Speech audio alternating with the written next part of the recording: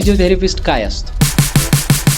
Physiotherapy is a health care profession आहे. त्या route cause शोधून काढणं, त्याच्यावर ट्रीटमेंट करणं, त्यातनं त्यांना बरं करणं. जे काही हाडं आणि मसलशी रिलेटेड त्रास सुरू झालेले ते का होत आहे बरं? पोश्चर तुमचं बरोबर नाहीये, तुमचं डाएट बरोबर नाहीये, तुमची झोप व्यवस्थित होत नाहीये. की इंजुरी झाल्याच्या नंतर गरम पाण्याचा शेक की बर्फ? मोबाईलचा किती रोल आहे याच्यामध्ये?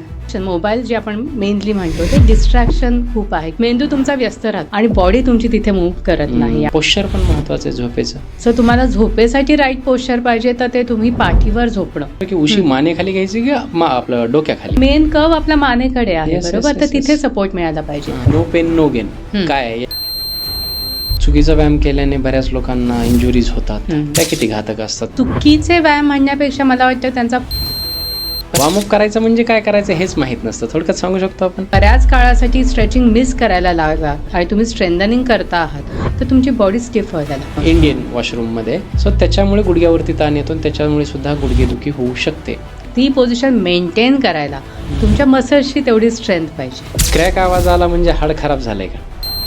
डिलिव्हरी झाल्याच्या नंतर बायकांचा जो काही बॅकएक आहे तो का होतो? तुमचं पोट वाढत असतं, साईज वाढत असतं, तेव्हा बॅक मसल्सवरचा ताण आहे हा वाढतो. वर्क फ्रॉम होम आहे, 8-8, 10-10 तास बसतात आणि बसून सुद्धा त्यांची पाठ दुखते. असं बसलं पाहिजे आपण बसताना. शोल्डर्स थोडे.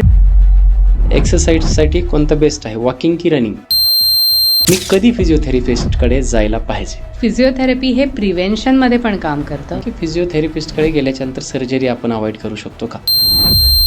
असे कुठले 5 फॅक्टर मला सांगा किंवा सिम्पटम्स सांगा, अर्ली वॉर्निंग सांगा, या तुमच्या शरीरामध्ये घडत असतील, हे जाणवत असेल तर तुम्ही ऑर्थोपेडिक्सकडे किंवा फिजिओकडे नक्कीच धाव घ्या.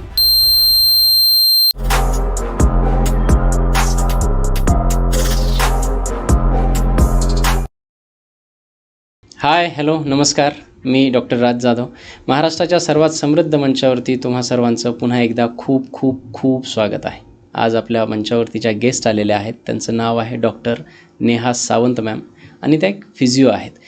एक मागच्या 19 वर्षापासून त्या फिजिओथेरपीची प्रॅक्टिस करतात आणि सर्वात महत्त्वाचं म्हणजे की फिजिओथेरपिस्टसोबत पॉडकास्ट करणं का गरजेचं वाटलं आजच्या काळामध्ये.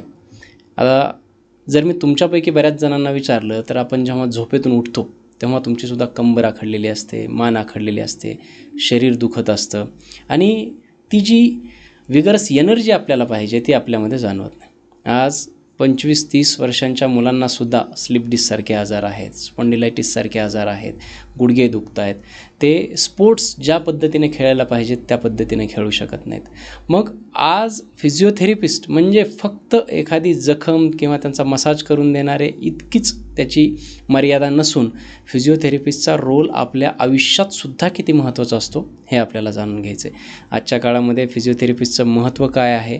गुडघेदुखी, कंबरदुखी, मानदुखी किंवा या सगळ्या समस्या इतक्या कॉमन का झालेल्या आहेत आणि सर्वात महत्त्वाचं म्हणजे की आजकाल ज्या काही जॉईंट्सच्या तुम्हाला सर्जरीज वगैरे सांगितल्या जातात त्या सर्जरीपर्यंत आपल्याला जर जायचं नसेल तर डे टू डे लाईफमध्ये आपण असे कुठले मेजर्स पाळले पाहिजेत, कुठले नियम पाळले पाहिजेत ते सुद्धा आजच्या आपल्या पॉडकास्टमधून तुम्हाला बघायला मिळेल. म्हणजे बसलं कसं पाहिजे, झोपलं कसं पाहिजे, उठलं कसं पाहिजे, या सगळ्या छोट्या छोट्या गोष्टीपासून तुमची अगदी घरातली खुर्ची कशी असायला पाहिजे, गादी कशी असायला पाहिजे, सोफा कसा असायला पाहिजे, इवन तुमच्या घरातील म्हणजे आहारापासून ते तुमची मेंटॅलिटी ही सुद्धा तुमच्या हाडांच्या, मसल्सच्या इंजुरीवरती किंवा दुखण्यांवरती कशी काम करते, या सगळ्या विषयाचा सविस्तर आढावा आजच्या आपल्या या पॉडकास्टमधून होणार आहे.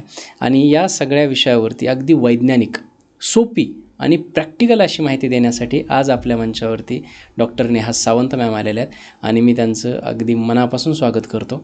चला तर मग सुरू करूयात. मॅम, खूप खूप स्वागत आहे तुमचं राजमंचावरती. कशा आहात? मस्त मस्त. ओके. मी जसं सांगितलं मॅम, फिजिओथेरपी लोकांचे खूप गैरसमज आहेत फिजिओथेरपिस्टला घेऊन किंवा फिजिओथेरपीला घेऊन. काय असतं म्हणजे फिजिओथेरपीला घेऊन लोकांच्या मनामध्ये काय गैरसमज आहेत किंवा ॲक्च्युअल फिजिओथेरपिस्ट काय असतो? ओके. सगळ्यात आधी म्हणजे physiotherapy is a health care profession आहे. ओके. जे आपण बऱ्याच आपल्या बाकीचे मेडिकल्स फील्ड बरोबर ते अलाइंड आहेत. म्हणजे असं नाही की तुम्ही एखादी ट्रीटमेंट घेताय तर तिथे तुम्हाला फिजिओ हेल्प करणार नाही आहे. आता अशा बऱ्याच ब्रांचेस आहेत. एखादा पेशंट आहे तो होमिओपॅथी, आयुर्वेदिक किंवा नॉर्मल मेडिसिन्स पण घेतो. पण असं नाही आहे की त्याच्यामध्ये फिजिओ तुम्हाला हेल्प करणार नाही आहे. पण बऱ्याच वेळेला असं होतं की पेशंटला असं वाटतं की ते मेडिसिनवर जास्त डिपेंड करतात आणि त्यांना वाटतं की पेन कमी झाला म्हणजे आपण बरे झालो. त्यामुळे त्यांना वेदना आणि आजार यातला फरक बऱ्याच वेळेला जाणवत नाही. त्यांना वाटतं पेन कमी आहे म्हणजे आपण बरे झालो आणि मग ते परत त्यांच्या रुटीनला लागतात आणि त्यांना त्या वेदना किंवा ते लिमिटेशन्स आहेत ते परत जाणवतात आणि मग त्यांना जाणवतं की काहीतरी चुकतं आहे आणि आपल्याला काहीतरी इथे करेक्शन करायची गरज आहे. आणि मला वाटतं इथे फिजिओथेरपिस्ट जास्त मेन रोल प्ले करतो की त्यांच्या दैनंदिन जीवनामध्ये काय चुका होत आहेत ज्याच्यामुळे त्यांना या वेदना होत आहेत, त्या रूट कॉज शोधून काढणं, त्याच्यावर ट्रीटमेंट करणं, त्यातनं त्यांना बरं करणं, त्यातनं त्यांना दैनंदिन जीवनामध्ये तुम्ही काय असे फॉलो केले पाहिजेत रूल्स ज्यामुळे या वेदना किंवा हा त्रास तुम्हाला परत जाणवणार नाही, इथपर्यंतचा फिजिओथेरपिस्ट त्यांना प्रवास आहे तो करून देतो. आणि जेव्हा ते हे सगळं छान फॉलो करतात तेव्हा डेफिनेटली त्यांना यामध्ये फरक जाणवतो. ओके. आजकाल 25-25 वर्षाच्या 30-30 वर्षाच्या मुलांना सुद्धा आम्ही आज बघतोय आजूबाजूला की त्यांना खूप जास्त त्रास आहे. म्हणजे मान आखडणं म्हणा, पाठदुखीचा त्रास, कंबरदुखीचा त्रास किंवा त्यांचे गुडघे थोडंसं चाललं तरी गुडघे दुखायला लागतात. म्हणजे इतके सगळे जे काही हाडं आणि मसलशी रिलेटेड त्रास सुरू झालेले आहेत आजच्या काळामध्ये एकदम यंग जनरेशनला, ते का होत आहे बरं? म्हणजे काय कारण वाटतं तुम्हाला बिईंग अ फिजिओथेरपिस्ट? म्हणजे हा खूपच महत्त्वाचा प्रश्न आहे आणि हे मी पण ऑब्झर्व केलं की आधी माझ्याकडे जेव्हा पेशंट्स यायचे ते 40-50 नंतर यायचे आणि हल्ली मला जाणवतं की मी जेव्हा त्यांना एज वगैरे विचारते 25 असतं, 30 असतं, त्यांचा जॉब प्रोफाईल मेनली बसून जास्त असतो, त्यांचं लॅपटॉपवर काम जास्त असतं, लॅपटॉपचं काम संपलं की ऑब्व्हियसली मोबाईल त्यांच्या हातामध्ये असतो, सिडेंटरी लाईफस्टाईल जास्त आहे, रेग्युलर एक्सरसाइजेस त्यांना द्यायला वेळ नाही, त्यांचं बिझी स्केड्यूल इतकं आहे. बरेच जण असे आहेत ज्यांचं झोपेचं स्केड्यूल पण नाही आहे, म्हणजे त्यांची झोप पण व्यवस्थित होत नाही. हे सगळ्यामध्ये ना तुमचं शरीर एक स्ट्रगलमधनं जात असतं. त्यांची जेव्हा रिकव्हरी होत नाही आणि कन्सिस्टंटली हा स्ट्रगल जेव्हा चालू राहतो की पोश्चर तुमचं बरोबर नाही आहे, तुमचं डाएट बरोबर नाही आहे, तुमची झोप व्यवस्थित होत नाही आहे, तर या सगळ्या गोष्टींमधनं एक तो क्रॉनिक स्ट्रेस तुमच्या शरीरामध्ये तयार होतो आणि तो कुठेतरी तुम्हाला मग मसल स्टिफनेस, जॉईंट पेन हे सगळं क्रिएट करायला लागतो आणि मग त्यांना तो त्रास जाणवतो. सो मला वाटतं की एक तर झोपेचं स्केड्यूल बदलणं, पोश्चर चुकीचं असणं, रेग्युलर व्यायामाचा अभाव, ह्या सगळ्या मेन रिझन्स आहेत की आत्ता आपल्याला जाणवतं की 25-30मध्ये जे लोक आधी 50-60मध्ये आपण बघायचो गुडघेदुखी किंवा पाठदुखी, ती आता आपल्याला या एजमध्येच दिसते. मोबिलिटी कमी झाली. मोबिलिटी खूप कमी झाली. मोबाईलचा किती रोल आहे याच्यामध्ये? बराच, खूप जास्त. आणि मला वाटतं की इथे काय होतं की आपण म्हणतो ना की डिस्ट्रॅक्शन्स खूप आहेत. म्हणजे ते त्यांना जाणवत असेल इम्पॉर्टन्स एक्सरसाइजचा हा प्रत्येकाला आहे. मला वाटतं वेगळं काही सांगावं नाही लागत की व्यायाम का इम्पॉर्टंट आहे, पण त्यासाठी जेव्हा ते फोकस करत नाही किंवा ते डेडिकेशन देत नाही, कन्सिस्टन्सी ठेवत नाही, मे बी ते सुरुवात पण करत असतील.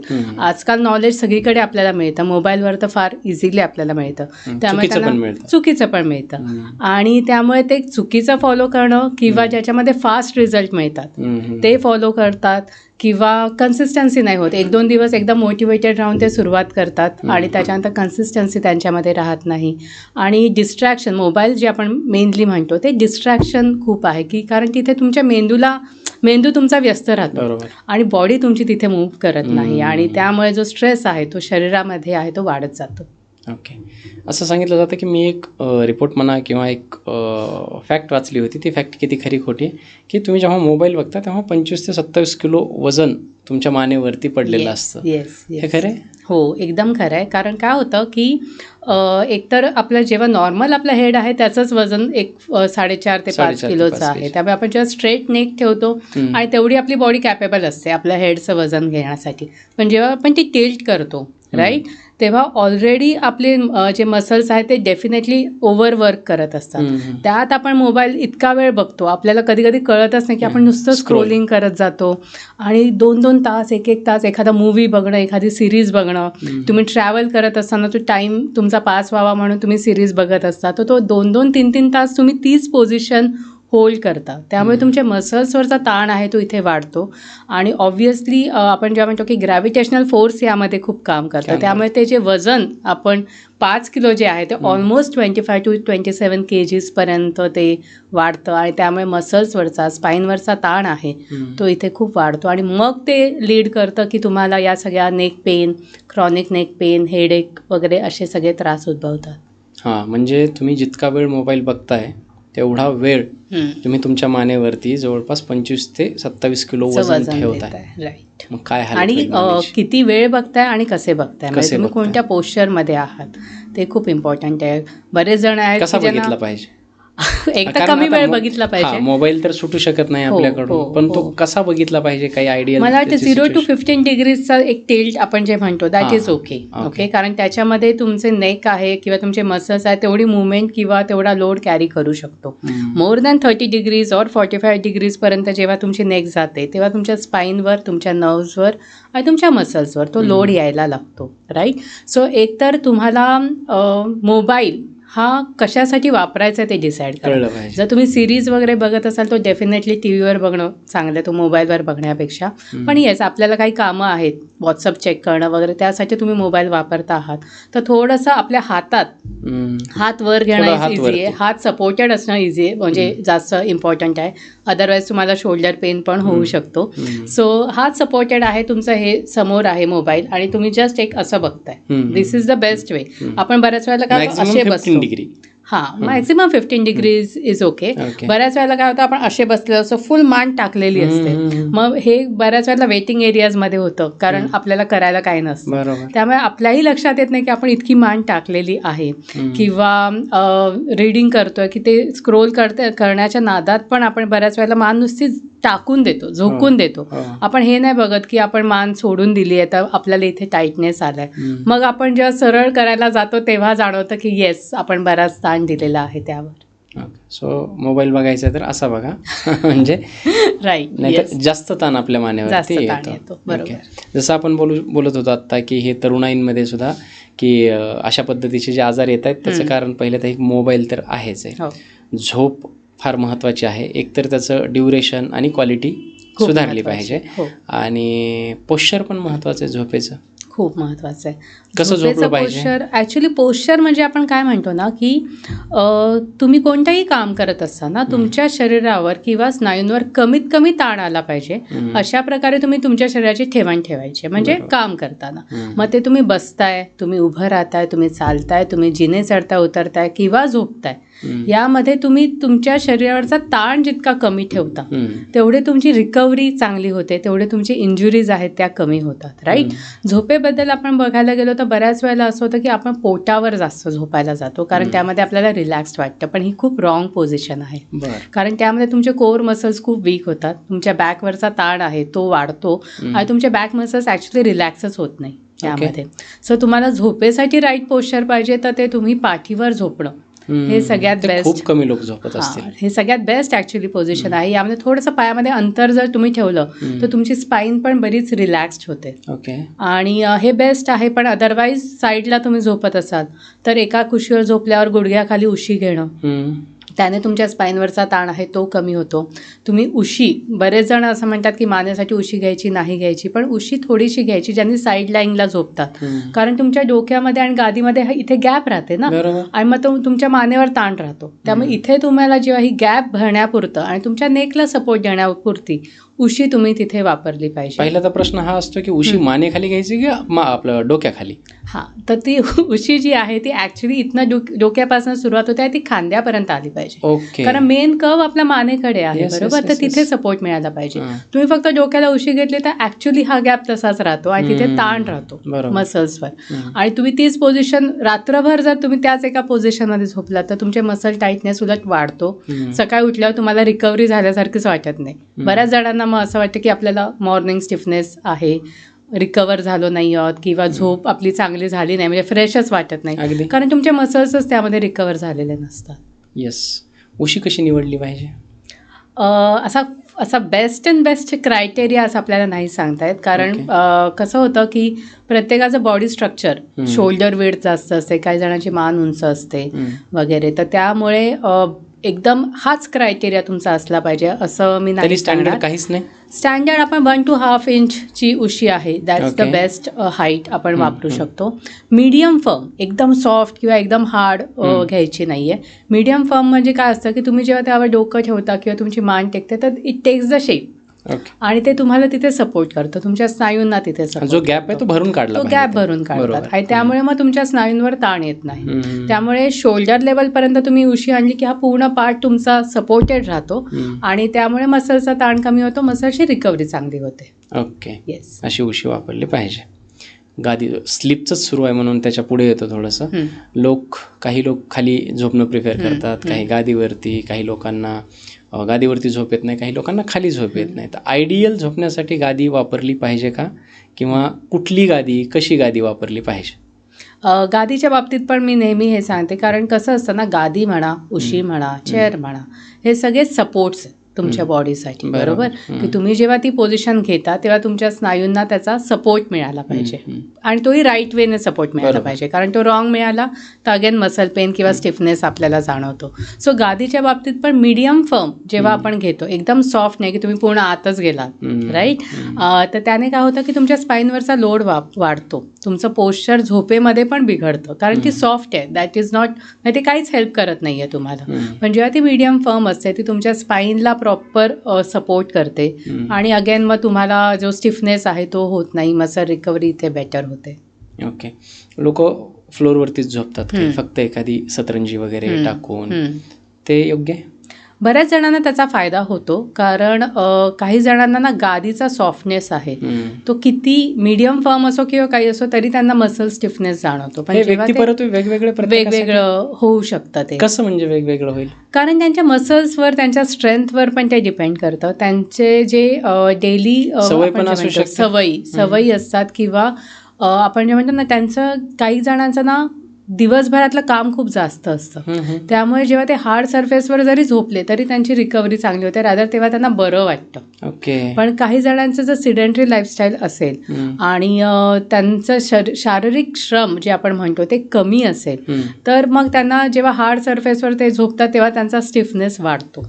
म्हणजे हे थोडंसं हे आहे, अगेन हे पर्सन टू पर्सन डिफर करतं. पण बरेच जण असे असतात की जे फ्लोअरवर झोपतात आणि त्यांना खूप छान झोप लागते रादर दॅन गादी, कारण त्यांना त्यांचे तिथे मसल्स रिलॅक्स चांगल्या प्रकारे होतात आणि त्यांची स्पाईन तिथे रिलॅक्स्ड होते. तरीही डायरेक्ट फ्लोअरवर मी तसंही रिकमेंड करत नाही, पण तुम्ही एक पातळ चादर किंवा गोधडी जरी घातली तरी दॅट इज इनफ. ठीक आहे. हे झालं झोपेबद्दल. मग अशी आपण पोश्चर बद्दल बोलत होतो झोपेच्या. सो आयडियल मीन्स पाठीवरती झोपलं पाहिजे. एका अंगावरती झोपतात लोक, काही डाव्या अंगी, उजव्या अंगावरती, ते त्याच्याबद्दल काय? दॅट इज ओके, कारण कसं आहे ना, पोटावर नाही झोपलं पाहिजे. पोटावर जितकं अवॉइड करू तेवढं, पण मला वाटतं बऱ्याच जणांची ती आवडती पोझिशन असते. पण जितकं तुम्ही अवॉइड करता तेवढं बरं पडतं, कारण तुमचे कोर मसल्स त्यामध्ये वीक होतात. सो हे लॉंग टर्म, लगेच त्यांना तो फरक नाही जाणवणार, पण लॉंग टर्मसाठी हे थोडंसं प्रॉब्लेम क्रिएट करू शकतात. सो एका कुशीवर जेव्हा तुम्ही झोपता दॅट इज फाईन, पण मग तेव्हाही असं होतं की एकच कुश तुम्ही जास्त वेळ जेव्हा झोपता तेव्हा तुमच्या शोल्डरवरचा लोड आहे तो इथे वाढतो. बऱ्याच वेळेला असं स्पाईनचा लोड पण इथे वाढतो. किंवा काही जणांचं तुम्ही बघितलं असं की असं ना कोळंबी करून झोपतात बघा, त्यांना ते जोपर्यंत ते पाय गुडघ्यात दुमडून अगदी चेस्ट पर्यंत घेऊन ते झोपत नाही तोपर्यंत त्यांना ते झोपच लागत नाही, असं पण असतं. सो या पोझिशन वगैरे आहेत ना, ते एका सर्टन पिरियडसाठी तुम्ही मेंटेन ठेवणं इज ओके, पण तुम्ही ते चेंज करत राहिलात तर त्या मसल्सवर जो लॉंग टर्म ताण येतो तो कमी होतो. काही जण काय होतं की एकच कुस आहे, आम्ही नेहमी उजव्या कुशीवरच झोपतो, मग त्याने काय होतं तुमचे शोल्डर मसल्स, काही लोकांना कुस बदलली तर जाग येते. हो, राईट. पण मग ते कसं होतं की लॉंग टर्म हे सगळ्याचे ना, पोश्चर कधी तुम्हाला 1-2 दिवसात त्रास नाही देत. जितकं तुम्ही लॉंग टर्म ते एखादी रॉंग पोश्चर तुम्ही वाढत जाईल. येस. सो इट्स मी म्हणेन की सायलेंट पेन क्रिएटर असतो पोश्चर, की जर तुम्ही ते रॉंग प्रॅक्टिस करत राहिलात 1-2 दिवसात तुम्हाला ते नाही जाणवत, पण लॉंग टर्म मध्ये त्याचे तुम्हाला इफेक्ट आहेत ते दिसायला लागतात. बरोबर. म्हणजे इंजुरी वाढवणारे, हाडांशी रिलेटेड, लिगामेंटशी रिलेटेड किंवा मसल्सशी रिलेटेड. अजून एक फॅक्टर असतो जिम. ठीक आहे, जिम आपण आपली स्ट्रेंथ वाढवण्यासाठी, आपली हेल्थ बेटर करण्यासाठी करतो, परंतु बऱ्याचदा जिममध्ये गेलं की कोचेस वगैरे येते, तर थोडेसे ॲड्रिनलिन बूस्टर असतात आणि ते नो पेन नो गेन, जोपर्यंत पेन होत नाही तुला तोपर्यंत एक्सरसाइज, कारण तुझी मसल ऍक्टिव्ह होऊ शकत नाही असं सांगतात. बरोबर. नो पेन नो गेन काय आहे याच्याबद्दल काय सांगाल? जिम मध्ये हे जे वापरलं जातं. एकदम नो पेन नो गेन असं नाहीये, पण हा पेन म्हणजे आपण मसल सोरनेसशी रिलेट करू शकतो. म्हणजे बऱ्याच वेळेला ट्रेनर्स म्हणा किंवा जे जिममध्ये ट्रेनिंग करतात, जोपर्यंत त्यांना मसल सोरनेस वाटत नाही ट्रेनिंग केल्यानंतर, त्यांना वाटतं अरे आपला मसल तोपर्यंत आपण वर्कआउट केलाच नाही, आणि किंवा त्यांना एखाद्या सेशन नंतर असं वाटलं की आज माझा मसल दुखला नाहीये, तर असं वाटतं म्हणजे माझं वर्कआउट मे बी आज थोडं कमी झालं की काय, असं त्यांना वाटतं. राईट. सो ॲक्च्युली यामध्ये स्ट्रेंथनिंग जेव्हा आपण करतो जिममध्ये, तेव्हा ह्याच्या मागचं मेन सायन्स हे असतं की तुम्ही दरवेळी सेशनमध्ये चॅलेंज देत राहणं गरजेचं आहे. बरोबर. ठीक आहे. सो हे चॅलेंज जे तुम्ही किती देता ते पण खूप इम्पॉर्टंट आहे. आणि हा जो पेन जो आहे तो जेव्हा तुम्ही मसल सोरनेसशी रिलेट करता, तर तो पण तुमची रिकव्हरी एका दिवसात होणं गरजेचं आहे. बरोबर. राईट. तर तो तुम्ही प्रॉपर चॅलेंज दिले. पण हा पेन जर तुम्ही 5-7 दिवस कॅरी करत आहात, त्याच्यानंतर तुम्हाला जॉईंटमध्ये पण पेन जाणवतोय, तुमच्या डेली ॲक्टिव्हिटीज या पेनमुळे जर अफेक्ट होत आहेत की तुम्ही चालू पण शकत नाही आहात, जिने चढताना आ ऊ वगैरे तुमचं होत आहे, तर हे कुठेतरी जास्त होत आहे. So no pain no gain पर्यंत तुम्हाला जायचं नाही. माझे तर जेवढे फ्रेंड्स आहेत मी पाहिले ना, ज्या दिवशी लेग मारतील त्या दिवशी त्यांना चालता नाही आलं तरच लेग मारलं म्हणतात. हां, हे थोडंसं मला वाटतं की हा विचार थोडासा मला वाटतं की अति हे केल्यासारखं आहे. तसं नाही आहे. तुम्ही कन्सिस्टन्सीवर मला वाटतं जास्त भर दिला पाहिजे. इंटेन्सिटी डेफिनेटली इम्पॉर्टंट आहे, पण ते तुम्ही किती प्रोग्रेसिव्हली करता, रॅदर दॅन फक्त इंटेन्सिटीज पाहिजे यावर फोकस केला तर ते थोडंसं नो पेन नो गेनवर जातं. पण जेव्हा तुम्ही कन्सिस्टन्सीवर फोकस करता की हे लाईफस्टाईल आहे, exercise has to be the lifestyle. असं नाही आहे की आपलं काहीतरी एक गोल आपण 10 दिवसाचा बनवला आणि त्यासाठी आपण जाऊन वेट्स मारतोय, आपण जिम मारतोय, तर तसं अप्रोच नसायला पाहिजे. कन्सिस्टन्सी बिल्ड करा, प्रोग्रेसिव्हली चॅलेंज करा, तर तो जो मसल पेन आहे दॅट इज अ सुखद, आपण म्हणतो ना की चांगलावाला पेन आपल्याला तो जाणवतो. ओके. चुकीचा व्यायाम केल्याने बऱ्याच लोकांना इंजुरीज होतात, त्या किती घातक असतात फ्युचरमध्ये, किंवा तशा त्या सर्जरीपर्यंत सुद्धा प्रोन करतात नंतर. राईट. चुकीचे व्यायाम म्हणण्यापेक्षा मला वाटतं त्यांचा फॉर्म आणि टेक्निक यामध्ये चुकीचा असू शकतो. सो यामध्ये जे बिगिनर लेवलला असतात किंवा तुम्ही आधी कधीच जिम केली नाही आहे किंवा तुम्हाला एक्सरसाइज तुम्ही सुरू करताय, तेव्हा कधीच हेवी वेटने किंवा हेवी इंटेन्सिटीने सुरुवात करू नका. तुम्ही फॉर्म आणि टेक्निक राईट प्रॅक्टिस करा आधी. एकदा तुमचे मसल ट्रेन होतात, तुम्हाला जाणवतं की हां कोणत्या राईट वेने आपण एक्सरसाइज केली पाहिजे, मग तुम्ही जेव्हा प्रोग्रेसिव्ह ओव्हरलोड करता, म्हणजे आपण इंटेन्सिटी वाढवतो, तेव्हा आपण या इंजुरी प्रिव्हेंट करतो. पण आपण जसं मी म्हटलं की जोशमध्ये जातो की नाही आज मी चेस्ट प्रेसच मारणार आहे वगैरे, त्या जोशमध्ये आपण हेवी वेट घेतो, पण आपले muscles are not ready for that. Right. आणि मग ते मसल पुश करायला जातात पण त्यांना झेपत नाही आणि then it creates an injury, मग ती इंजुरी होते. अशा वेळी काय होतं की मसल फायबर स्टोन होऊ शकतात, लिगामेंट इंजुरी होऊ शकते, आणि मग हे पूर्ण रिकव्हरी पिरियडपर्यंत जातं.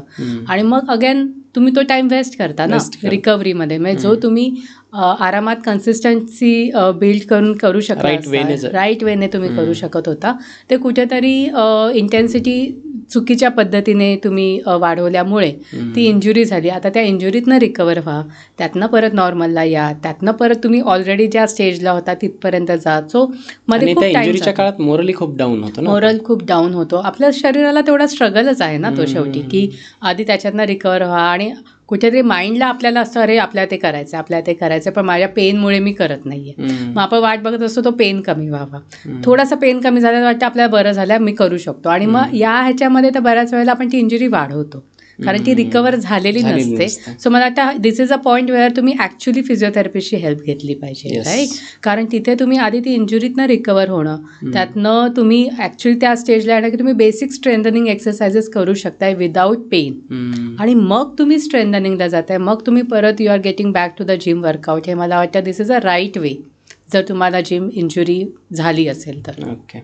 विदाऊट वॉर्मअप करता directly going to the weight training वगैरे, हे किती घातक असतं? खूप घातक आहे, कारण तुमची बॉडीच तयार नाही आहे ना. वॉर्मअपचा मेन त्याच्या मागे हे काय असतो की एम काय असतो की तुमची बॉडी वॉर्म होणं. तुमचे मसल्स बऱ्याच वेळेला आता समजा आपण सकाळी वर्कआउटला गेलेलो असो तर आपले मॉर्निंग जेव्हा आपण उठतो तेव्हा आपली बॉडी वॉर्मड अप नसते, ती जस्ट ॲक्शन मोडमध्ये येत असते आणि तेव्हा आपण जाऊन डायरेक्ट वेट उचलणं किंवा अशी हाय इंटेन्सिटी एक्सरसाइज करली तर तुमच्या मसल्सवर ताण येतो आणि मग तुम्हाला मेंटली फिजिकली एकदम शिफ्ट होतो आणि तेव्हा तुमचे मसल्स रेडी नसतात. जेव्हा तुम्ही वॉर्मअप करता तेव्हा तुम्ही तुमचे मसल्स पण रेडी होत असतात, तुमचं बॉडी सर्क्युलेशन आहे ते इम्प्रूव्ह होतं, तुमची बॉडीची हीट तेवढी वाढलेली असते, वॉर्मड अप असते राईट. आणि त्यामुळे तुम्ही मसल्सला त्यानंतर जेव्हा वर्कआउट करता तेव्हा इंजुरीचं प्रमाण जे आहे ते मग कमी असतं, मग तेव्हा इंजुरीज तेवढ्या होत नाही.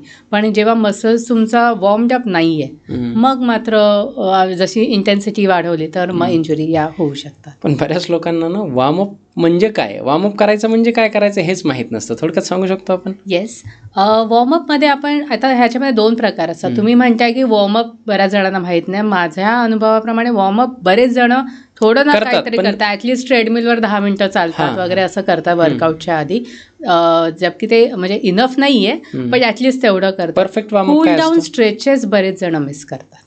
स्ट्रेचिंग वर्कआउट नंतरचं स्ट्रेचिंग आहे ना ते बरेच जण मिस करतात आफ्टर वर्कआउट. सो मी आधी वॉर्मअप बद्दल सांगते तुम्हाला की वॉर्मअप म्हणजे काय, तर आपल्या प्रत्येक जॉईंट्सच्या काही मुवमेंट्स आहेत बरोबर, ते त्या मुवमेंट्स प्रत्येक मसल्स कॅरी करतो राईट. म्हणजे नेकच्या या मुवमेंट्स आहेत, शोल्डर रोटेशन आहे किंवा फ्रंट रेजेस आहेत, साईड रेजेस आहेत, ट्रंक रोटेशन आहे, ट्विस्टिंग आहे, हिप रोटेशन्स आहेत.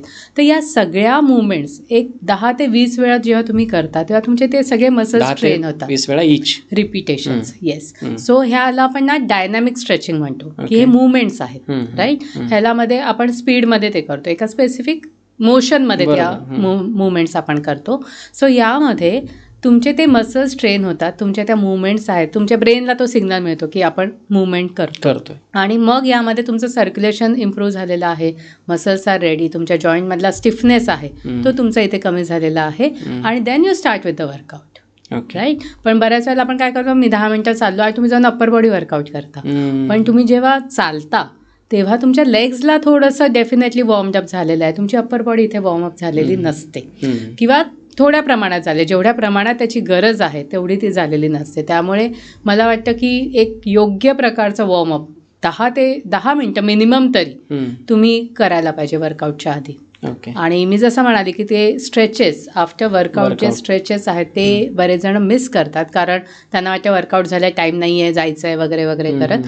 पण हे जास्त इम्पॉर्टंट आहे, कारण वर्कआउटच्या वेळी तुम्ही तुमच्या जॉईंट्सवर मसल्सवर एक ताण दिलेला आहे. एक्सरसाइज म्हणजे काय की चॅलेंज आहे, तुमची जी एक लेवल आहे त्याच्यावरती जाऊन आपण एक्सरसाइज करतो ना, चॅलेंज देतो.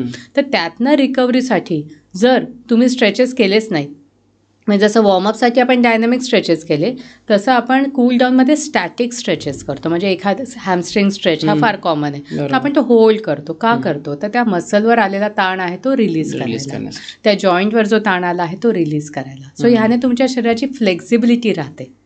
पण हेच जर तुम्ही बऱ्याच काळासाठी स्ट्रेचिंग मिस करायला लागलात आणि तुम्ही स्ट्रेंथनिंग करता आहात तर तुमची बॉडी स्टिफ व्हायला लागते. तुम्हाला जाणवतं की आधी मला जे एक्सरसाइज इझिली जमत होते ते आता मला जमत नाही आहे किंवा ते केल्यानंतर मला स्टिफनेस वाटतो आहे.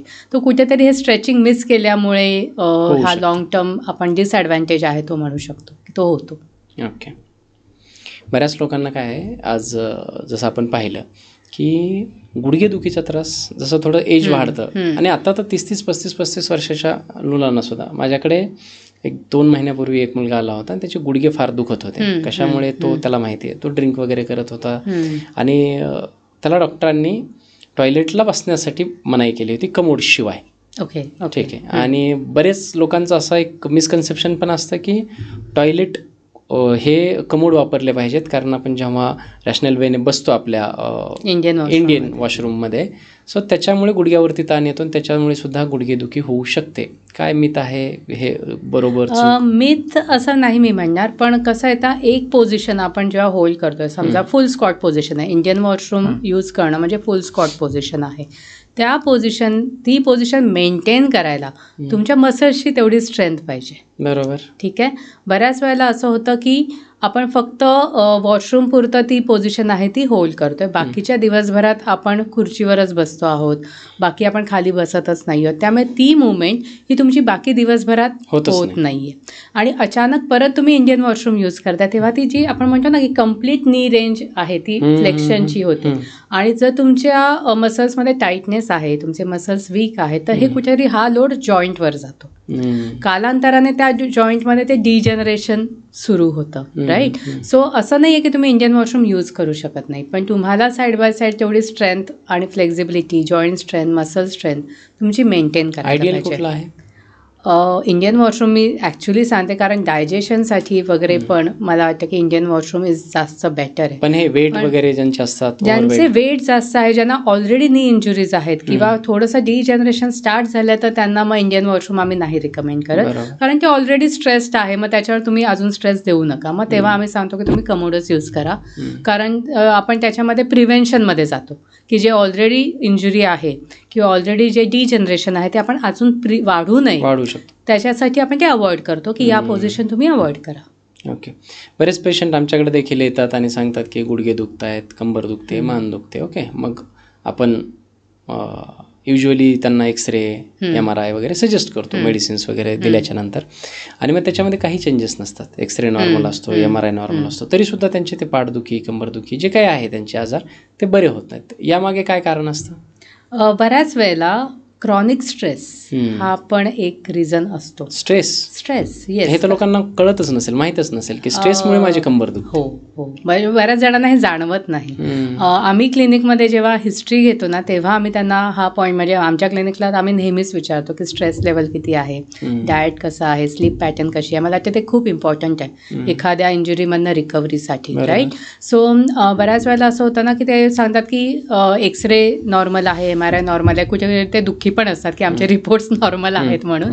पण ही चांगली गोष्ट आहे की तुमचे रिपोर्ट्स नॉर्मल आहेत आणि तुम्हाला फक्त तुमचा अंडरलाईन कॉज एक समजा लक्षात आला की बऱ्याच वेळेला आपली ओव्हर थिंकिंग असेल, अँझायटी असेल, थोडेसे डिप्रेशनमध्ये असेल. आजकाल डिप्रेशन खूप कॉमन आहे, म्हणजे असं काहीतरी मोठा आजार असावा असं आपण कन्सिडर नाही करत. पण ह्यामध्ये आपली थॉट प्रोसेस निगेटिव्ह असते. सो ही जी निगेटिव्ह थॉट प्रोसेस आहे ना, ही आपल्या शरीरामध्ये निगेटिव्हिटी क्रिएट करते आणि मग ती कुठेतरी तुमच्या जॉईंट्स, मसल्समध्ये तो स्टिफनेस किंवा पेन आहे ते क्रिएट करते. सो अगेन हे क्रॉनिक स्ट्रेसबद्दल मी म्हणते की हे जी पॅटर्न आहे ना ती बऱ्याच काळापासून चाललेली असते. So most of the time may be तुमचे रिलेशनशिप इश्यूज जरी असले, फायनान्शियल इश्यूज जरी असले, तरी हा ताण आहे ना शेवटी स्वतःवर, रिस्पॉन्सिबिलिटीज तुमच्यावर खूप आहेत, किंवा तुम्हाला ओव्हर थिंकिंगचीच सवय की आपण एखाद्या गोष्टीला खूप इमोशनली घेणं, हे सगळे आपले इमोशन्स आहेत आणि this emotions create that energy जी फिजिकल सिम्पटम्स आहे ते कालांतराने. सो जर तुमचे रिपोर्ट्स नॉर्मल आहेत आणि तुम्ही रेग्युलर बेसिसवर एक्सरसाइज पण करत असाल, म्हणजे असं तुम्हाला काही जणांचा हाही प्रश्न असतो की आम्ही एक्सरसाइज पण करतो पण तरी आम्हाला तो पेन जाणवतो, तर मला वाटतं कुठेतरी मग तुम्हाला स्ट्रेस तुमचा खरंच जास्त आहे का, असं काही अंडरलाईन पॉईंट आहे का की ज्याचा तुम्ही खूप विचार करता. तर त्याच्यावर जर तुम्ही काम केलं, थोडंसं स्ट्रेस मॅनेजमेंटवर काम केलं, तरीही तुमचे हे पेन वगैरे आहे ते कमी होऊ शकतात. या निमित्ताने मला एक अत्यंत महत्त्वाचा प्रश्न विचारायला आवडेल की प्रेग्नंट लेडी किंवा डिलिव्हरी झाल्याच्या नंतर बायकांचा जो काही बॅकएक आहे तो का होतो आणि काय केलं पाहिजे ते होऊ नये. म्हणजे कारण आपण जसं सांगतात ना, बायका सर्रास ते कंप्लेंट करताना दिसतात की मला अनेस्थेशिया दिलं होतं, भुलीचं इंजेक्शन दिलं होतं, तेव्हापासून ते सिझर झाल्याच्या नंतर तर पर्टिक्युलरली खूप जास्त पेन होतो.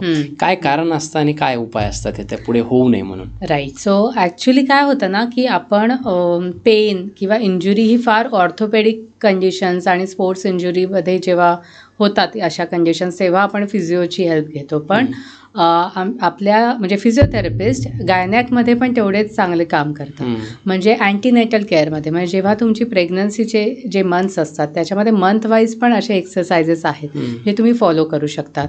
इवन पोस्ट डिलिव्हरीसुद्धा आपण PNC केअर असते की ज्यामध्ये तुमचे मंथ वाईज की तुमची रिकव्हरी जशी होते त्यामध्ये तुमचे स्ट्रेंथनिंग एक्सरसाइजेस किंवा कोर स्ट्रेंथनिंग एक्सरसाइजेस आहेत ते आपण फॉलो करू शकतो. सो मला वाटतं की याबद्दल अवेअरनेस क्रिएट करणं खूप गरजेचं आहे. आणि जसं तुम्ही मला म्हणालात की हे का होतं, तर प्रेग्नन्सीच्या पिरियडमध्ये कोर मसल्सवर ताण खूपच असतो, बरोबर. आणि कोर म्हणजे फक्त पोट नाही आहे, तर तुमचे पाठीचे स्नायू, पोटाचे स्नायू मिळून काम करतात तुमचे कोर स्टेबिलिटीसाठी. त्यामुळे काय होतं, जेव्हा तुमचं पोट वाढत असतं, साईज वाढत असतं, तेव्हा बॅक मसल्सवरचा ताण आहे हा वाढतो. आपले बॅकचं जे स्पाईनचं जे स्ट्रक्चर आहे ते थोडंसं लॉर्डॉटिक होतं. आपण असं स्ट्रक्चर प्रॉपर बघतो तिथे, आणि त्यामुळे तुमच्या मसल्सवर ताण हा जास्त आहे. यावेळी तुमची बसायच्या वेळी पिलोजचे सपोर्ट घेणं, झोपायच्या वेळी प्रॉपर पिलोजचा सपोर्ट घेणं, म्हणजे तुम्ही त्या स्पाईनवरचा लोड तिथे कमी करताय. साईड बाय साईड मी जसं म्हणाले की तुम्ही प्रॉपर असे फिजिओज आहेत जे गॅनॅक कंडिशन्समध्ये हेल्प करतात, तर त्यांची हेल्प घेऊन तुम्ही रेग्युलर एक्सरसाइजेस करू शकता. पोस्ट प्रेग्नन्सीसुद्धा वेट कमी व्हायला थोडासा वेळ लागतो, आणि त्यामध्ये कोर मसल्स ऑलरेडी थोडेसे वीक झालेले असतात. त्यामुळे basic core strengthening exercises, walking, light stretches हे रेग्युलर बेसिसवर तुम्ही प्रॅक्टिस करायला लागलात तर त्या मसल्सवरचा ताण आहे तो कमी होतो, स्टिफनेस आहे तो कमी व्हायला लागतो, आणि हा पेन मग तुम्ही कमी करू शकता. ओके. काही अशा एक्सरसाइज आहेत किंवा काही आसन सांगू शकतो, व्यायाम सांगू शकतो ज्या बायका घरच्या घरी करू शकतात, की पर्टिक्युलर ह्या 1-2 एक्सरसाइज तुम्ही घरच्या घरी करू शकता? राईट. सो हे प्रेग्नन्सी रिलेटेड असं आता आपण ज्याच्याबद्दल बोललो, राईट. सो पोस्ट डिलिव्हरी नंतर जो बॅकएक असतो, राईट. सो पोस्ट प्रेग्नन्सी आपण पाठीवर झोपून ब्रीजिंग एक्सरसाइज एक असते, ठीक आहे, ती होल्ड करायची. होल्ड का करायची, तर आपण मसल्सची ती स्टॅटिक एखादा पोस्चर होल्ड करायची ताकद आहे ती आपण इथे वाढवतो. त्यानंतर स्टॅटिक बॅक एक्सरसाइज म्हणजे एक छोटासा टर्किश टॉवेलचा रोल आहे, तो तुम्ही पाठीखाली ठेवला आणि तुम्ही दाबायचा प्रयत्न करतात. सो तुमचे पोटाचे स्नायू आहेत ते तिथे त्याची कार्यक्षमता आपण इथे वाढवतो. त्याचबरोबर दोन्ही पाय जवळ घेणं, छातीच्या जवळ घेऊन पकडणं, सो त्याने तुम्ही स्पाईनवरचा लोड आहे तो तुम्ही इथे कमी करता. त्याचबरोबर हळूहळू जसं जसं तुमचे रिकव्हरी होते आहे त्याबरोबर तुम्ही थोडेसे कोर स्ट्रेंथनिंग एक्सरसाइजेस यामध्ये असतात, लेग स्ट्रेंथनिंग एक्सरसाइजेस आहेत, स्क्वॉट्स, चेअर स्क्वॉट्स तुम्ही यामध्ये ॲड करू शकता, कारण स्क्वॉट्समध्ये तुमची लेग स्ट्रेंथ पण वाढते आणि कोर स्ट्रेंथ पण वाढते, राईट. वॉल पुशअप्स तुम्ही यामध्ये करू शकता, कारण तुम्हाला डायरेक्ट फ्लोअरवर करायला जमत नाही, पण वॉल पुशअप केले तरीही तुमची स्ट्रेंथ आहे ती इथे वाढणार आहे. आणि हळूहळू जितकं कन्सिस्टंटली तुम्ही कराल, योगाची तुम्ही हेल्प घेऊ शकता, योगा तुम्हाला इथे डेफिनेटली हेल्प करणार आहे. थोडंसं रोज 30 to 40 मिनिट्स जरी तुम्ही यामध्ये द्यायला लागला तर डेफिनेटली तुमची रिकव्हरी इथे खूप बेटर व्हायला लागते. ओके. 80% लोक सेडेंटरी नाही म्हणलं तरी बसून लाईफ, बसूनच त्यांचं आयुष्य, म्हणजे 8-10 तास तरी आपण दिवसातले बसून असतो. बसणं फार महत्त्वाचं आहे असं सगळेजण सांगतात, म्हणजे व्यवस्थित बसणं. जर तुम्हाला तुमची, कारण रात्री आपण झोपतो ते बऱ्याचदा आपल्या हातातही नसतं कदाचित, किंवा झोपून गेल्याच्या नंतर कूस बदलली तरी जाग येते वगैरे. जेव्हा आपण बसतो, आजकाल मोठ्या मोठ्या कॉर्पोरेट कंपनीजमध्ये किंवा घरी सुद्धा लोक बसूनच, आज वर्क फ्रॉम होम आहे, 8-8, 10-10 तास बसतात आणि बसून सुद्धा त्यांची पाठ दुखते. सो पहिले तर मला हे सांगा की व्यवस्थित बसणं काय असतं, कसं बसलं पाहिजे आपण बसताना, आणि हे जे काही सेडेंटरी लाईफमधून त्यांनी गॅप, मग कशी एक पूर्ण एक आयडियल प्रोसेस कशी असली पाहिजे बसण्याची म्हणा, किंवा ते मेंटेन कसं ठेवलं पाहिजे? राईट. सो ॲक्च्युली बघायला गेलं तर मेनली जर आपण बघितलं की IT प्रोफेशनमध्ये जी लोक आहेत किंवा बरेच जण आले लॅपटॉपवरच त्यांचं काम आहे, तर मिनिमम 8 ते 9 तास ते कंटिन्युअसली बसलेले असतात, राईट. सो यामध्ये सगळ्यात पहिले म्हणजे बसायची पद्धत कशी आहे, तर तुमची जी खुर्ची तुम्ही वापरता, चेअर, बऱ्याच वेळेला आपण त्यावर खूप आपली डिपेंडन्सी असते. आपल्याला असं वाटतं आपण खूप चांगल्या ब्रँडची अर्गोनॉमिक मी चेअर घेतलेली आहे, सो ही तिचीच रिस्पॉन्सिबिलिटी आहे की तिने माझी पाठ सरळ ठेवली पाहिजे, राईट. एवढा खर्च केलाय तर, राईट.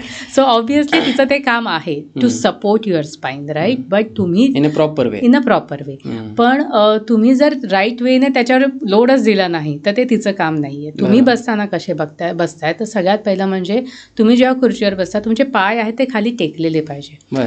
बऱ्याच वेळेला आपण ते ना असे मागे घेतलेले असतात, पुढे कुठेतरी स्प्रेड केलेले असतात वगैरे. त्यानंतर तुमच्या नीजमध्ये आणि हिपमध्ये 90 डिग्रीज आणि नी आणि अँकलमध्ये जे आपण म्हणतो की आपल्या बसायचं 90 डिग्रीज असणं खूप गरजेचं आहे. त्यामध्ये आपण जर पाय मागे खूप घेतले तर तुमच्या बॅकवरचा लोड वाढतोय. तुम्ही असे पुढे घेऊन बसतात तरी तुमच्या बॅकवरचा लोड वाढतोय, कारण इथे स्पाईनचा कर्व चेंज होतो ना अकॉर्डिंगली. त्यामुळे सो तुम्ही तिथे 90 डिग्रीज मेंटेन केलंय. इकडे तुम्ही बसताना तुम्हाला जर तुमचा जो कर्व आहे तिथे प्रॉपर सपोर्ट नसेल तर तिथे एक छोटीशी पिलो तुम्ही ठेवली तर तिथे तुम्हाला सपोर्ट मिळतो रादर. त्यानंतर आपण बघितलं हे बसणं म्हणजे इथपर्यंत नाहीये. तुम्ही अप्पर बॉडीने काम करत असता ना, तुम्ही लॅपटॉप वगैरे वापरताय वगैरे, त्यामुळे जर तुम्ही इकडनं असे पुढे वाकून बसलाय म्हणजे इथपर्यंत तुम्ही सपोर्टेड आहे पण तुम्ही इथनं वाकून बसलाय तर अगेन त्याने तुम्हाला लोड येणार आहे. तर तिथनं तुम्हाला तुमची स्पाईन स्ट्रेट ठेवणं खूप गरजेचं आहे. तुमचे शोल्डर्स थोडेसे रिट्रॅक्टेड ठेवणं गरजेचं आहे. एल्बोज तुमचे सपोर्टेड पाहिजे टेबलवर. तुमचे रिस्ट, कारण मोस्टली आपण माऊसवर किंवा लॅपटॉपवर काम करतो, तुमची रिस्ट आहे ती सपोर्टेड पाहिजे. तुम्ही असे लांब बसलेले आहात, हात असा आहे आणि तुम्ही हे करता तर हे कुठेतरी तुम्हाला ताण देतो. पण जेव्हा तुम्ही प्रॉपर पोश्चर फॉलो करता, ज्यामध्ये मी आता तुम्हाला जसं सांगितलं स्टेप वाईज, नेक बऱ्याच वेळेला असं होतं की आपली लॅपटॉपची स्क्रीन म्हणा किंवा आपल्या डेस्कटॉपची स्क्रीन आहे त्याच्यावर आपली आय लेवल डिपेंड करते. बरोबर. आणि त्या आय लेवल प्रमाणे आपली नेक मुवमेंट डिपेंड करते. बरोबर. सो जर खाली असेल तर आपण असं बघतो, असं असेल तर आपण असं बघतो. कालांतराने ते असं जाऊन फॉरवर्ड नेक पोश्चर जे आहे हे एक तर रॉंग आहे पण खूप कॉमन पण झालेलं आहे. सो इथे तुम्हाला तुमचे नेक पोश्चर हे करण्यासाठी तुमचं जे डेस्कटॉपची स्क्रीन आहे किंवा लॅपटॉपची स्क्रीन आहे ती आय लेवलला असणं गरजेचं आहे. कारण ती आय लेवलला असेल तर तुमच्या नेक मुवमेंट आहे ती तुमची प्रॉपर होणार आहे, नेकचं पोश्चर प्रॉपर होणार आहे, नेकवरचा ताण तुम्ही इथे कमी करणार आहात. सो फक्त खुर्चीवर आपण डिपेंड होऊन चालणार नाहीये. तुमचं बॉडी पोश्चर आहे आणि तेही स्टेप वाईज की तुम्ही पाठीपर्यंत पूर्ण सपोर्ट घेतला पण तुम्ही अप्पर बॅकने वाकलेला आहात, तुमची नेक बरोबर नाहीये तर तेही तुम्हाला तेवढंच प्रॉब्लेम देणार आहे. सो तुमची नेक सपोर्टेड म्हणजे प्रॉपर पोश्चर पाहिजे. तुमचे शोल्डर्स थोडे रिट्रॅक्टेड पाहिजे कारण असं काम करून करून ते राऊंड व्हायला लागतात आणि आपल्या लक्षात पण येत नाही पण it affects the breathing also. तुमची ब्रीदिंग पॅटर्न पण मग शॅलो व्हायला लागते कारण तुमचे पोश्चर आहे ते थोडंसं असं राऊंड शोल्डर झालेले असतात. लंगची कॅपॅसिटी कमी होत जाते. राईट. सो शोल्डर्स थोडे रिट्रॅक्टेड, एल्बो सपोर्टेड, रिस्ट सपोर्टेड आहे, तुमचा लोअर बॅक सपोर्टेड आहे, हिपनी 90 डिग्रीज आहे, फूट प्रॉपरली तुमचे ग्राउंडला टच्ड आहेत. This is the ideal posture. But again 8 ते 9 तास होल्ड करणं हे एक पोश्चर म्हणजे ही शिक्षा दिल्यासारखी वाटते, इम्पॉसिबल आहे. सो तुम्हाला प्रत्येक 1 ते 1.5 तासाने उठणं खूप गरजेचं आहे. कोणतंही पोश्चर तुम्ही जेव्हा जास्त वेळ होल्ड केलं तर त्या मसल्सवर ताण येणारच आहे, कितीही ते आयडियल पोश्चर असलं तर. त्यामुळे प्रत्येक 1-1.5 तासाने 5 ते 7 मिनिटाचा तुम्ही ब्रेक घेतला, थोड्याशा मुवमेंट्स केल्या, थोड्याशा लाईट मुवमेंट्स, नेक मुवमेंट केला, शोल्डर थोडे रिलॅक्स केले, वॉक करून आलात. येस. सो त्याने तुम्ही तो ताण आहे तो तिथल्या तिथे रिलीज करता. प्रत्येक 1-1.5 तासाला कॉर्पोरेट कंपनीजमध्ये उठून देतील की नाही, चालून देतील? थोडंसं रिमाइंडर. आपण वॉटर ब्रेक्स घेतोच तर तुम्ही जवळ बॉटल ठेवायचीच नाहीत. असं ठरवायचं की वॉशरूम ब्रेक आहे किंवा मी पाणी प्यायला तिथे जिथे तुमचं वॉटर स्टेशन आहे मी तिथेच जाणार. सो तेवढ्या वेळात पण बरंच आपल्याला रिलीज. म्हणूनच बऱ्याच कंपनीजमध्ये, कॉर्पोरेट कंपनीजमध्ये जे काही प्युरिफायर आहेत वॉटरचे किंवा कॉफी मशीन, टी मशीन वगैरे आहेत त्या खूप दूर ठेवलेल्या जातात. तुम्ही त्यांचे ते वॉकिंग वगैरे व्हावे म्हणून. खूप छान आहे. सर्वात महत्त्वाचं काय होतं की आपल्याला पेन तर सगळ्यांना सुरू झालेलं आहे. म्हणजे कोणाची मान दुखते, कोणाची कंबर, पाठ, गुडघे, मसल्स पेन सगळं होतं. मग आपण पेन किलर्स घेतो तात्पुरता तो पेन कमी करण्यासाठी आणि तेवढं दुखायचं त्यावेळेस राहतं, पटकन राहतं. सो आपण मूव ऑन करून जातो. सो मला थोडंफार दुखायला लागलं की मी पेन किलर घेणं आणि ते सप्रेस करत राहणं कितपत योग्य आहे? अजिबात योग्य नाहीये. कारण पेन किलर म्हणजे काय, सगळ्यात आधी पेन म्हणजे काय तर तुमच्या एखाद्या मसलमध्ये किंवा जॉईंटमध्ये काहीतरी प्रॉब्लेम झालाय ते तुम्हाला साईन देते. तुमचं शरीर तुम्हाला साईन देते की इथे काहीतरी रॉंग आहे. त्याची कन्वे करण्याची पद्धत. ती कन्वे करते. That is a signal. तुम्ही त्याला दाबताय, तुम्ही त्या सिग्नलला दाबताय पण तो सिग्नल कशामुळे आलाय ते तुम्ही फाइंड आउटच करत नाहीये. आणि तुम्हाला असं वाटतं की just because I have taken a pain killer तो पेन दाबला जातोय आणि आता पेन नाहीये म्हणजे मी ठीक आहे. पण मग तसं होत नाही. कारण वन्स यू स्टॉप इट, तुम्ही मग पेन किलर जरी स्टॉप केले आणि परत अशी ॲक्टिव्हिटी केली की ज्याने तो पेन ट्रिगर होतोय तर डेफिनेटली मग तुम्हाला जाणवतं की अरे मला परत झालं. मग तुम्ही परत पेन किलर घेता. अशा ह्याच्यामध्ये ती इंजुरी आहे किंवा त्याची सिव्हिअरिटी आहे ही वाढत जाते. आणि मग जितकी तुमची सिव्हिअरिटी वाढणार आहे किंवा जितकं तुम्ही अंगावर काढता एखादं दुखणं तेवढंच त्याची रिकव्हरी आहे ती डिले होते. त्यामुळे जेव्हा अर्ली वॉर्निंग सायन्सेस तुम्हाला मिळतात तेव्हा तुम्ही त्याचा आधी रूट कॉज शोधून काढला. आणि बऱ्याच वेळेला आपल्या लक्षात येतं जर आपण खरंच लक्ष दिलं तर की मी काय केलं त्याच्यामुळे हा पेन सुरू झाला. एवढं जरी आपण स्वतःला प्रश्न विचारला की कधी सुरू झाला पेन, मी काय केलं तेव्हा सुरू झाला, काहीतरी माझं चुकलेलं का तेव्हा, एवढं जरी लक्षात आलं ना तरी तुम्हाला जाणवेल की तुमची बॉडीला लक्षात आलं की तुम्हाला कळलंय, राईट. आणि त्याच्यावर योग्य उपचार हा पेन किलर नाही आहे, राईट. तुम्ही आयदर ऑर्थोपेडिककडे जा किंवा तुम्हाला जर असं वाटलं की नाही मला फिजिओची डायरेक्ट हेल्प हवी आहे, डेफिनेटली तुम्ही डायरेक्ट हेल्प पण घेऊ शकता. सो कोणातरी तज्ज्ञाकडनं आधी तुम्ही ते चेक करून घ्या की ॲक्च्युली हे काय आहे बरोबर. आणि ह्याला मी कसं ॲड्रेस करू. डेफिनेटली जेव्हा ते राईट वेने ॲड्रेस होतं, रिकव्हरी इज फास्टर आणि रिकरन्स यामध्ये अवॉइड होतो. थोडं तेल, स्प्रे आणि जे काही ऑइंटमेंट, लोशन वगैरे लावतात त्याच्यावरती येऊयात. ते कितपत काम करतात अशा इंजुरीजमध्ये?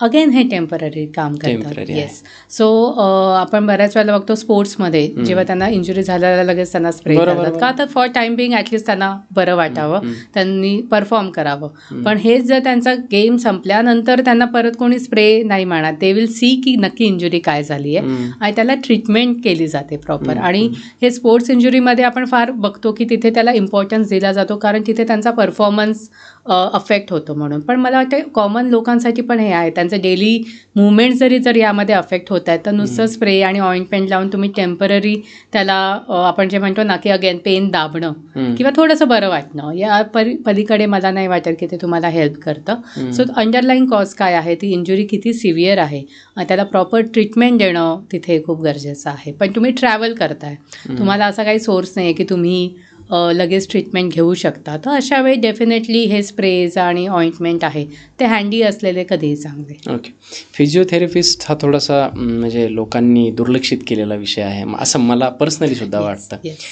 मी कधी फिजिओथेरपिस्टकडे जायला पाहिजे की आत्ता ही वेळ आहे माझी की मी फिजिओकडे जायला पाहिजे? ओके. सगळ्यात आधी फिजिओथेरपी हे प्रिव्हेन्शनमध्ये पण काम करतं, हे क्युअरमध्ये पण काम करतं, हे रिहॅबमध्ये पण काम करतं. Okay, right. सो प्रिव्हेन्शन म्हणजे काय की तुम्हाला जाणवतं आहे की आपलं डेली काहीतरी आपल्याला पेन होतो आहे किंवा आपल्या डेली मुवमेंट्स आहेत या अफेक्ट होत आहेत, तेव्हा तुम्ही फिजिओकडे जाऊ शकतात की ते तुम्हाला हेल्प करतील की काय चुकतं आहे, तुम्ही काय एक्सरसाइज केले पाहिजे, काय स्ट्रेचेस केले पाहिजेत वगैरे वगैरे. अगेन क्युअर, जर काही इंजुरी तुम्हाला झाली आहे, एखादा पेन तुम्हाला 5 ते 7 दिवस आहे आणि तुम्हाला जाणवतं की तो कमी नाही होत आहे, त्याच्यामुळे तुमच्या डेली ॲक्टिव्हिटीज जे परफॉर्म करण्यात आता वाढत चालले की डिफिकल्टी लेवल वाढत चाललेली आहे, तर इथे तुम्हाला फिजिओथेरपिस्ट डेफिनेटली हेल्प करणार आहे. आणि आफ्टर सर्जरी तर डेफिनेटली फिजिओथेरपी लागतेच. रिकव्हरी डॉक्टरच पाठवतात. पण मोस्ट ऑफ द टाइम असं होतं की जोपर्यंत डॉक्टर सांगत नाही लोक फिजिओकडे जात नाही, कारण त्यांना असं वाटतं डॉक्टरने नाही सांगितलं तर का जायचं, राईट. पण मला वाटतं की एक सल्ला तरी तुम्ही घेणं गरजेचं आहे, कारण फिजिओ तुम्हाला बरोबर गाईड करणार की तुम्हाला आता एक्सरसाइज सुरू करायची गरज आहे की तुम्हाला रेस्ट द्यायची गरज आहे. बऱ्याच वेळेला आपल्याला असं वाटतं की पेन आहे म्हणून डायरेक्ट व्यायाम सुरू करा, पण ते इंटेन्सिटी ऑफ पेन पण इम्पॉर्टंट आहे. बऱ्याच वेळेला इंटेन्सिटी जास्त असेल तर या पिरियडमध्ये तुम्हाला रेस्ट देणं, रिकव्हरीला वेळ देणं गरजेचं आहे. So for physiotherapist movement is a medicine. So ह्या मेडिसिनचा हा डोस योग्य प्रकारे, योग्य वेळी आणि कशा प्रकारे आपण दिला पाहिजे हे काम तज्ज्ञ म्हणजे फिजिओथेरपिस्ट आहे. सो त्यांचा सल्ला अशा वेळी घेणं खूप गरजेचं आहे. काही लोक बोलतात की जेव्हा सर्जरी सुचवलेली असते, नीची असेल, बॅकची असेल, कुठलीही, तर सर्जरी सुचवल्याच्या नंतर फिजिओथेरपिस्टकडे जाऊ, तिथून सोडून किंवा काय जे फिजिओथेरपिस्ट करेल ते मुवमेंट्स वगैरे त्याच्यातून, म्हणजे थोडक्यात माझा प्रश्न आहे की फिजिओथेरपिस्टकडे गेल्याच्या नंतर सर्जरी आपण अवॉइड करू शकतो का? डिपेंड करतं ते कोणत्या वेळी येत आहेत. म्हणजे अगदीच असं झालं आहे की तुमचा फॉर एक्झाम्पल आपण सायाटिकाचं घेऊया, कारण सायाटिका किंवा स्लिप डिस्क असल्यानंतर जेव्हा सर्जरी सांगितली जाते तेव्हा पेशंट घाबरतो, कारण ते स्पाईनशी रिलेटेड आहे, त्याच्याशी रिस्क इन्वॉल्ड आहे आणि त्यामुळे त्यांना कुठेतरी भीती वाटते की सर्जरीला जायचं की नाही. पण मग अशा वेळी तुम्ही अशा स्टेजला आलेला आहात की तुमचा पाय बऱ्यापैकी वीक पडला आहे, तुमची नर्व इम्पिंजमेंट इतकी जास्त आहे की तुमचे सेन्सेशन हॅम्पर्ड आहेत, तुम्हाला चालता येत नाही आहे, तुम्हाला उठता येत नाही आहे, तर मग अशा स्टेजमध्ये फिजिओ तुम्हाला थोडेसे सिम्पटम्स कमी करायला मदत करू शकतो. पण तुमची स्लिप डिस्क जी आहे त्याची ग्रेड काय आहे, तिथे कितपत तुम्हाला MRI मध्ये चेंजेस आहे, ती नर्व इम्पिंजमेंट किती आहे, ती नर्व डॅमेज किती झाली आहे, यावर डिपेंड करतं की फिजिओ तुम्हाला हेल्प करेल की नाही. पण हाच पेशंट जेव्हा पाठ दुखायला सुरुवात झालेली तेव्हा त्याला जाणवलेलं की थोडंसं मला पायामध्ये रग लागते आहे, थोडंसं मला जाणवते, तेव्हा जर ते फिजिओकडे आले तर डेफिनेटली ते सर्जरी आहे ते नक्कीच प्रिव्हेंट करू शकतात. ओके, म्हणजे फिजिओकडे अगोदर जायला पाहिजे. अगोदर म्हणजे अर्ली वॉर्निंग सिम्पटम्स बऱ्याच वेळेला आपण जे निग्लेक्ट करतो ना ते निग्लेक्ट न करता तेव्हा जर तुम्ही फिजिओची हेल्प घेतली तर आपण बऱ्याच सर्जरीज आहेत ते अवॉइड करू शकतो. असे कुठले 5 फॅक्टर मला सांगा किंवा सिम्पटम्स सांगा, अर्ली वॉर्निंग सांगा, ज्या या तुमच्या शरीरामध्ये घडत असतील, हे जाणवत असेल तर तुम्ही अगदी ऑर्थोपेडिक्सकडे किंवा फिजिओकडे नक्कीच धाव घ्या. सगळ्यात पहिलं म्हणजे पेन. तुम्हाला कुठेही म्हणजे जॉईंट मसलमध्येच मेनली आपण म्हणतो, पण येस, सो तो पेनची सिव्हिअरिटी किती आहे अगेन त्यावर. पण कुठच्याही प्रकारचा जेव्हा तुम्हाला पेन असतो म्हणजे तुमच्या मसल्समध्ये किंवा जॉईंटमध्ये काहीतरी आहे जे जिथे ॲड्रेस करण्याची गरज आहे. So that is a first symptom. Second is तुम्हाला डिफिकल्टी इन मुवमेंट आहे. ओके, तुमची रेंज ऑफ मोशन, एखाद्या जॉईंटची मुवमेंट आहे ही कमी होते, हे तुम्हाला जाणवतंय. तुमच्या डेली ॲक्टिव्हिटीज त्यामुळे हॅम्पर होत आहेत हे तुम्हाला जाणवतंय, राईट. त्याच्यानंतर तुम्हाला असं वाटतंय की तुमचे डेली हे चांगलं आहे पण मला माझा फिटनेस आहे तो इम्प्रूव्ह करायचा आहे आणि पण मला काहीतरी इंजुरीची हिस्ट्री आहे त्यामुळे मला जिमला जायला भीती वाटते, मी डायरेक्ट एक्सरसाइजला जाऊ शकत नाही. तर तेव्हा तुम्ही फिजिओथेरपिस्टचा सल्ला घेऊ शकता की कसं जाऊ शकता. कारण इंजुरी आणि फिटनेस यातला ब्रिज मला वाटतं फिजिओथेरपी आहे, राईट. सो ते तुम्हाला प्रॉपर गाईड करतात. तुमचं जे आधी इंजुरी झाल्यानंतरची जी स्ट्रेंथ आहे त्यातनं पुढे ते तुम्हाला प्रोग्रेस करून तुम्ही जिममध्ये कोणते एक्सरसाइजेस केले पाहिजे, कोणते अवॉइड केले पाहिजे हे तुम्हाला तिथे गाईड करतात. दुसरी गोष्ट, तुम्हाला असं जाणवतं की तुमची स्ट्रेस लेवल खूप जास्त आहे आणि त्या स्ट्रेसमुळे पण तुम्हाला जेव्हा पेन होतं इथेही तुम्हाला फिजिओ हेल्प करतो. कारण प्रत्येक फिजिओ म्हणजे मला वाटतं प्रत्येक फिजिओ ह्याच्याबरोबर त्यांचं मत, आमचं एक मत होईल की काउन्सलिंग हे करतो. फिजिओ काउन्सिलिंग पण करतात. काउन्सिलिंग म्हणजे नॉट सायकोलॉजिकल काउन्सिलिंग, पण जेव्हा हिस्ट्री टेकिंग असते तेव्हा त्यांचा हा स्ट्रेस फॅक्टर जो आहे यामध्ये डेफिनेटली ते त्यांना हेल्प करतात. जेव्हा तो स्ट्रेस ॲड्रेस होतो तेव्हा रिकव्हरी अजून बेटर होते. ज्यांनाही अर्गोनॉमिक ॲडवायसेस लागतात की आपल्या डेली ॲक्टिव्हिटीजमध्ये मी हे काम केल्यानंतर मला पेन येतोय तर मला इथे काहीतरी हेल्पची गरज आहे, राईट. माझी कामाची पद्धत, काही जण जे आता आपण म्हणतो होम मेकर्स आहेत ज्या घरनं बिझनेस करतात, समजा चकल्या बनवायचा बिझनेस आहे, त्यांच्या हाताचं काम जास्त आहे, मग त्यांना मानेत दुखणं आहे, शोल्डरमध्ये दुखणं आहे, मग अशा वेळी ते फिजिओची हेल्प घेऊ शकतात की माझी कामाची पद्धत ही आहे जी मी मिस नाही करू शकत, की जी मी थांबवू नाही शकत आहे. मग तुम्ही मला हेल्प करा की मी माझी स्ट्रेंथ किंवा मेंटेन ठेवून पेन ह्यामध्ये मला होणार नाही, इंजुरीज मी प्रिव्हेंट करू शकते आणि मी कामही तेवढंच चांगल्या प्रकारे करू शकते. खूपच छान. आता असंच आपण आत्ता इथपर्यंत आलेलो आहे की सर्जरी वाचवू शकतो एखादा फिजिओथेरपिस्ट, परंतु जर मला सर्जरीकडे जायचंच नसेल, माझ्या डे टू डे लाईफमध्ये मला अशा 5 ॲक्टिव्हिटीज सांगा ज्या केल्याच्या नंतर मला आयुष्यात कधीही मस्क्युलो स्केलेटनशी रिलेटेड कुठल्याही सर्जरीला तोंड द्यावं लागणार नाही. वेल, सर्जरी म्हणा किंवा कोणतेही पेन म्हणा पण ते अवॉइड डेफिनेटली करू शकतो. सो युजली आपल्याला हे पेन आहे ना 40-50s मध्ये स्टार्ट होतात, पण मग ते जर आपल्याला प्रिव्हेंट करायचे असेल आणि ह्याची सर्जरीची वेळ मग 60s मध्ये येते, बरोबर, कारण सुरुवात 40s मध्ये झालेली असते, पेन पण नाही झाला पाहिजे. पण मग यासाठी सुरुवात तुम्हाला 30s पासून करायची गरज आहे. मी तर म्हणतो 20s पासून. आता तर मला 20 पासूनच करायची गरज आहे. सो यामध्ये सगळ्यात पहिला पॉईंट येतो तो म्हणजे रेग्युलर एक्सरसाइजेस, की तुम्ही रोज मिनिमम 45 मिनिट्स एक्सरसाइजेस करणं गरजेचं आहे. त्यामध्ये स्ट्रेंथनिंग एक्सरसाइजेस आठवड्यातनं मिनिमम 3दा तरी तुमचे झाले पाहिजे. Muscle strength, yes. त्याच्यानंतर प्रॉपर न्यूट्रिशन, म्हणजे डाएट असं नाही म्हणणार, कारण तुमच्या शरीराला कसली गरज आहे त्याप्रमाणे तुम्ही पोषक आहार घेणं गरजेचं आहे. थर्ड इज झोप, कारण झोप हा पिरियड आहे जो बेस्ट रिकव्हरी पिरियड असतो. त्यामुळे तुमची झोपेचा वेळ, झोपेची क्वालिटी खूप इम्पॉर्टंट आहे, त्यामुळे त्यावर तुम्हाला काम करायची गरज आहे. स्ट्रेस मॅनेजमेंट, जर तुम्ही वर्क लाईफ बॅलन्स मेंटेन करू शकलात तर डेफिनेटली स्ट्रेस लेवल आहे ती तुमची कमी होईल आणि तुम्हाला आपण जे म्हणतो लॉन्जेव्हिटी आपण जे म्हणतो की ते तुम्ही अटेंड करू शकता, राईट. आणि 5th इज हॅपी, तुमच्या मनशांतीवर तुम्ही काम करणं. येस, जितकं तुम्ही हॅपी राहणार आहात तेवढं मला वाटतं की आपल्या शरीरातले स्ट्रेस हॉर्मोन्स कमी होतात आणि त्याचा तुम्हाला जास्त फायदा होतो. ओके, खूप छान मॅम. मी युजली हे करत नाही, परंतु या पॉडकास्टसाठी मला असं वाटतं की गरजेचं आहे की एकाच मिनिटामध्ये आपण म्हणजे एका थोड्या कमी वेळेमध्ये खूप जास्त व्हॅल्यू ॲड करण्यासाठी एक रॅपिड फायर घेऊयात. जे लोकांच्या मनातले प्रश्न आहेत ते मी तुम्हाला विचारत जाईल आणि तुम्ही पटापट त्याचे आन्सर द्यायचे. अगदी एखाद्या वाक्यात जर तुम्हाला त्याला डिस्क्राईब करायचं असेल तर करू शकता, परंतु खूप लॉंग नाही, कारण आपण हे कमी वेळेत जास्त व्हॅल्यू देण्यासाठी हा सेक्शन आपण याच्यामध्ये घेतलेला आहे. सो मी याच्यामध्ये पहिला प्रश्न आहे की इंजुरी झाल्याच्या नंतर गरम पाण्याचा शेक की बर्फ? क्रॉनिक पेन तर गरम पाण्याचा शेक, आणि जर जस्ट इंजुरी झाली आहे, स्वेलिंग असेल तर आईस पॅक. बरं. सर्वायकलसाठी उशी हवी की नको? म्हणजे एखाद्याला सर्वायकल स्पॉन्डिलायटिस म्हणू शकतो वगैरे, त्याच्यात उशी? येस, तुम्ही उशी घेऊ शकता, पण ॲज आय सेड एकदम तुम्हाला प्रॉपर सपोर्ट देणारी उशी तुम्हाला घ्यायची. ओके. जमिनीवर बसणं चांगलं की खुर्ची? पेन वगैरे काही नसेल तर डेफिनेटली जमिनीवर बसायचं. ओके, म्हणजे खुर्चीवर नाही? नाही. ठीक आहे. क्रॉस लेग बसणं योग्य आहे का? अगेन, गुडघ्याचं काही इंजुरी नसेल तुम्हाला तर क्रॉस लेग बसणं तुम्ही म्हणजे त्याला आसन समजून बसू शकतो आपण. ठीक आहे. क्रॅक आवाज आला म्हणजे हाड खराब झालंय का? त्या क्रॅक बरोबर जर पेन आणि स्वेलिंग नसेल तर दॅट इज नॉर्मल, की जस्ट एक जॉईंट स्टिफनेस असतो तो कमी होतो. पण त्याच्याबरोबर जर पेन, स्वेलिंग आणि तुमची मुवमेंट अफेक्ट होत असेल तर दॅट इज समथिंग की आपल्याला ॲड्रेस करायची. काही लोकांना बसता उठता कटकट आवाज येतो त्यांच्या गुडघ्यांना. हां, पण मग त्याच्यानंतर ते जर व्यवस्थित नॉर्मल मुवमेंट्स करत असेल तर दॅट इज ओके, नॉर्मल आहे. नी कॅप वापरावी का? जिथे तुम्हाला वाटतंय की तुमच्या नीजवर स्ट्रेस जास्त होणार आहे, युजली ट्रेकमध्ये डिसेंड करताना बरोबर, किंवा एखादा स्पोर्ट्स खेळताना, तर तिथे तुम्ही नी कॅप नक्कीच वापरू शकता. एक्सरसाइजसाठी कोणतं बेस्ट आहे, वॉकिंग की रनिंग?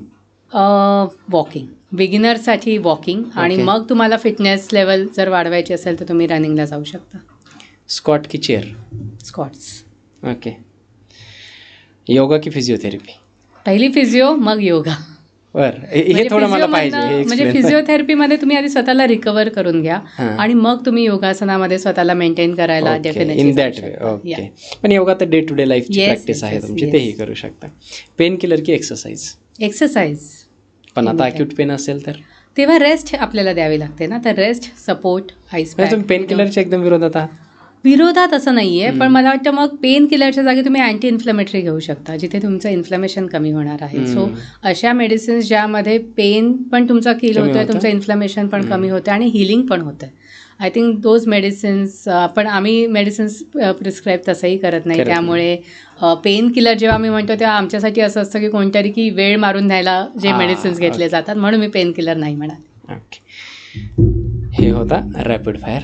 खूप छान मॅम. म्हणजे 1 तास आपला कसा गेला गप्पा मारताना ते कळलं नाही, आणि किती सोप्या गोष्टी, सोप्या भाषेमध्ये तुम्ही उत्तर दिलीत. अगदी डे टू डे लाईफमध्ये आपल्याला हे सगळे प्रॉब्लेम्स येतात आणि त्याच्यातून आपल्याला इतक्या पेनमधून सफर व्हावं लागतं. सो छान पद्धतीने तुम्ही सगळ्या प्रश्नाची उत्तरं दिलीत मॅम. अजून काही आहे तुमच्याकडे जे माझ्याकडून विचारायचं राहिले आणि तुम्हाला अगदी हे सांगायचंच होतं प्रेक्षकांसाठी? प्रेक्षकांसाठी जर सांगायचं सगळ्यात आहे तर मला पण खूप मजा आली सर तुमच्यावर आज हा पॉडकास्ट करून. मला खूप छान वाटतं की मी माझ्याकडनं काही इनपुट्स देऊ शकले ज्याचा प्रेक्षकांना त्यांची मदत होणार आहे. फक्त मला मी नेहमीच सगळ्यांना सांगते की आपण बऱ्याच वेळेला ना इन्व्हेस्टमेंटचा खूप विचार करतो, मग ते फायनान्शियल इन्व्हेस्टमेंट असतात वगैरे वगैरे, पण आपण आपल्या हेल्थमध्ये इन्व्हेस्ट करायला बऱ्याच वेळेला निग्लेक्ट करतो किंवा तेवढा सिरियसली विचार करत नाही. सो मला वाटतं आपल्या हेल्थमध्ये इन्व्हेस्ट करणं is the best investment. So ज्यांनाही हवं आहे की आपण कुठेही आरोग्य आपलं चांगलं राहावं, कुठेही पेन आपला नसू दे, तर यासाठी तुम्हाला हेल्थमध्ये इन्व्हेस्ट करणं गरजेचं आहे. मग त्यासाठी तुम्ही प्रॉपर डायटिशियनचा सल्ला घ्या, प्रॉपर एक्सरसाइजेस शिकून घ्या.